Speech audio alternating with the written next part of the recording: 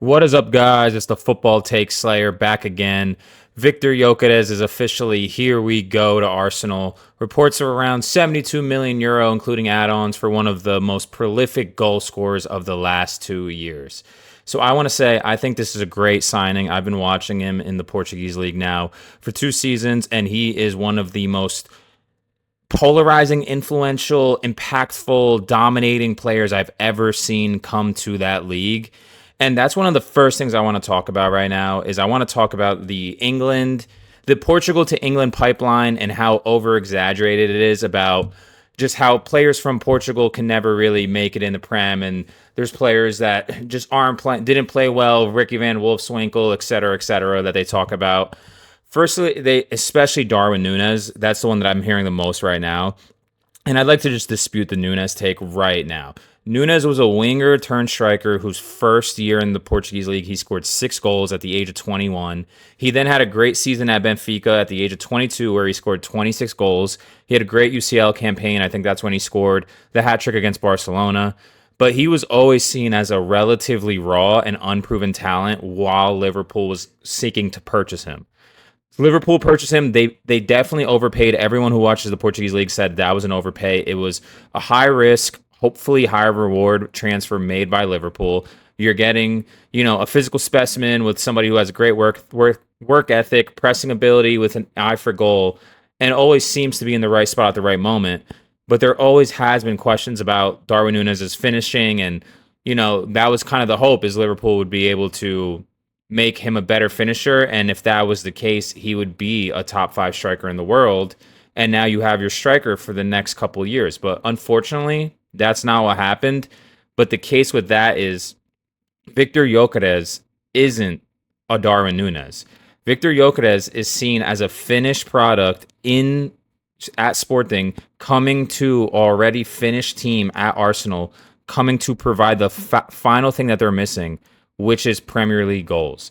Viktor Gyokeres isn't 21, 22 like Darwin Núñez, a winger turned striker. Viktor Gyokeres is a 27-year-old whose worst season in the Portuguese league at Sporting was better than Darwin Núñez's best season.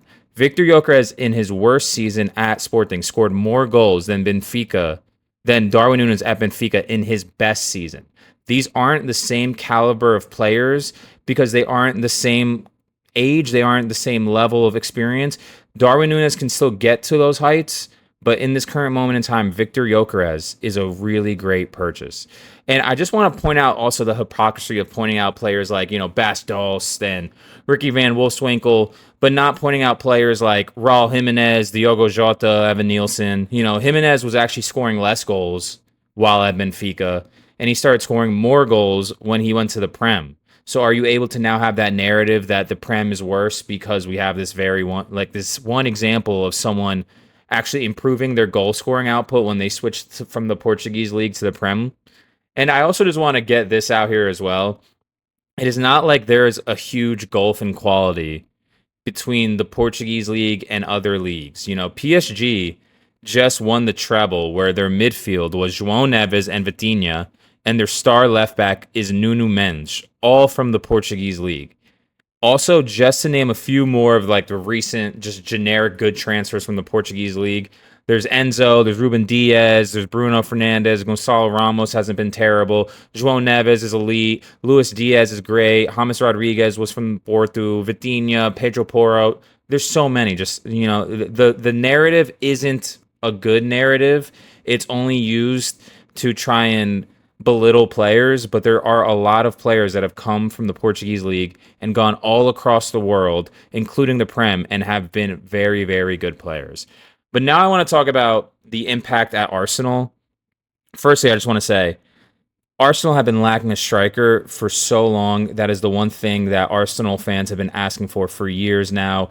You never really got it with Gabriel Jesus. Gabriel Jesus is more of he's a striker. He's kind of a forward. He could play on the wing. He kind of isn't this lethal goal scorer. He's kind of this very fluid forward who kind of likes to take on players, has an eye for pass, isn't the most lethal finisher.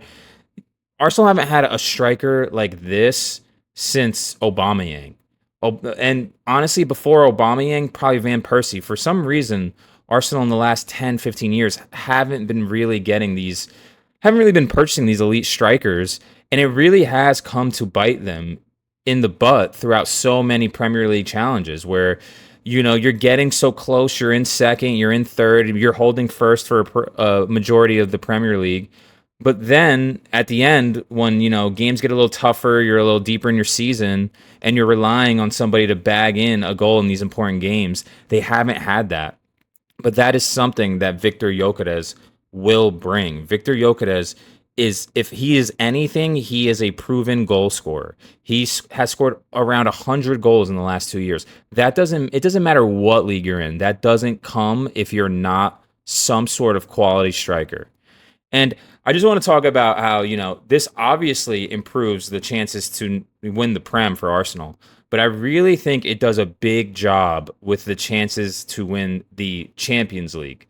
Because as we all know, the Champions League is a lot more defined on individual quality, a lot more of, yes, is your team great, but do you have these set of individual game changers that even if your team isn't outperforming the other team in these two legs, you have two or three players that can take the ball, drive the entire length of the field, and they can score solo. We really just saw that with PSG, where Desiree Doué, Kvaratskhelia, Ousmane Dembele, Barcola, these players, I don't think PSG was playing better than Arsenal in the majority of those two legs, but they just have the better individual players, better individual chance makers, and just better individual chance takers as well. Arsenal has Saka, who's elite and can take those chances. That you can, Declan Rice, he's elite. He doesn't really create many chances, but when he does get chances, he tries to take them to the best visibility, but that's not really his role. Other than Saka, they don't have this elite chance creator and chance finisher. You can maybe put Odegaard in terms of chance creators, but PSG has Doué, they have Ousmane Dembele, they had Barcola, and they have Kvaratskhelia, who were just individual monsters in one-on-one situations in transition, which a lot of the Champions League, the knockout stages, it's a lot of transition back and forth. And they were the reason why they were able to win the Champions League so easily. They won the final 5-0, and it was down to these players just being unplayable in transition and just 1v1 demons. And that's something, like I just touched on, that Arsenal truly don't have other than Saka. Havertz, he really has seemed to shy away from one-on-ones. He doesn't really like to take on anybody in his time in the Prem. He really was more of a player that would take on defenders in the Bundesliga, but he's really lost that. He doesn't really like to grab the ball and drive upfield, drive at a defender. He kind of just floats out to the wings, he just has a little bit of a progressive carry, and then he cuts back, passes into Martin Odegaard. But someone like Viktor Gyokeres, he's really going to bring that one-on-one. I'm going to drive at you. If there is any transitional play, you saw it against Manchester City with Sporting, where he scored the hat-trick. If there is any transitional play, he is going to run at you. He is going to run in behind. He is going to try and out-physical you, out-muscle you, and he is going to score or at least get a shot on target. So I think that obviously translates well to the Prem, but obviously Arsenal are going to be playing against low blocks. I don't think it matters too much. You'll still have some transitional chances, even when you're going against a team that is primarily a low block. They're not going to be in a low block for the entire game. They're going to have to try and score and win the game as well. So, he'll still have transitional chances in the Prem, but I think in the Champions League, especially in the knockout stages, you're going to see what a player like that brings to Arsenal for their chances at the Champions League. I also wanted to talk about the lack of the headering ability. I've been seeing people talk about Viktor Gyokeres online, like, oh, Arsenal just plays against low blocks. He doesn't score a lot of header goals. That's why you should assign Benjamin Sesko. I don't think the fact that Benjamin Sesko has a little bit better of a leaping ability should make up for the 13 goals I think he scored in the Bundesliga versus the 40 goals that Viktor Gyokeres just scored in the Portuguese league. I don't think the heading ability is going to be an issue, and the reason why Viktor Gyokeres wasn't scoring an insane amount of headers was just that wasn't really the way Sporting were playing. It's more of cutbacks on the ground when they get to the touch line, when they get to the sideline out of bounds.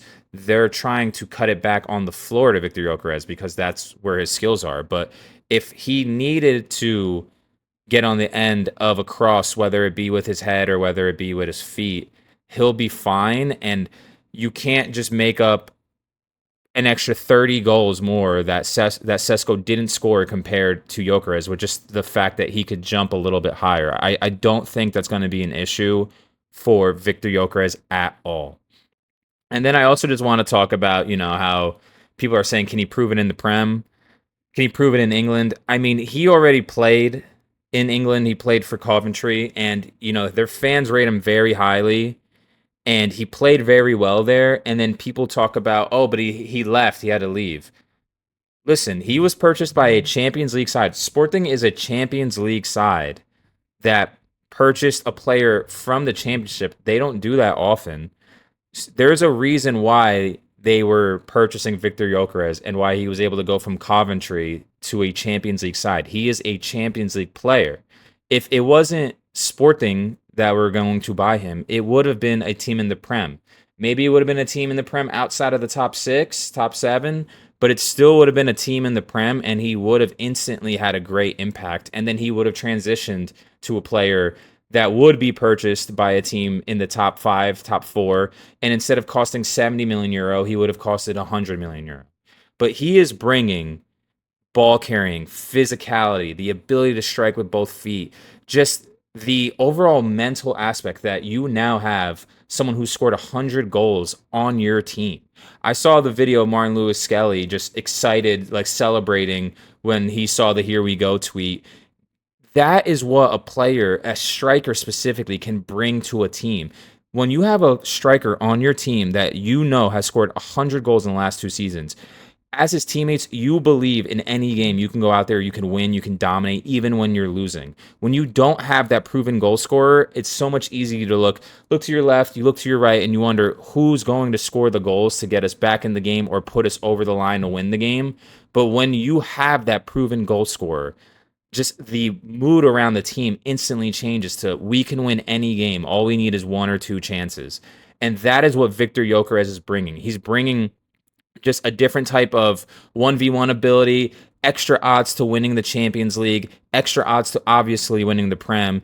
Just a really big, different type of player to Kai Havertz, and just the ability to just ball carry, strike with both feet, throw defenders to the ground, just be a menace on his given day. So I really, really love the signing. I think it's better than a Sesko signing. I think it lines up with the timeline of what Arsenal are trying to do, which is win the Prem either this season or next season.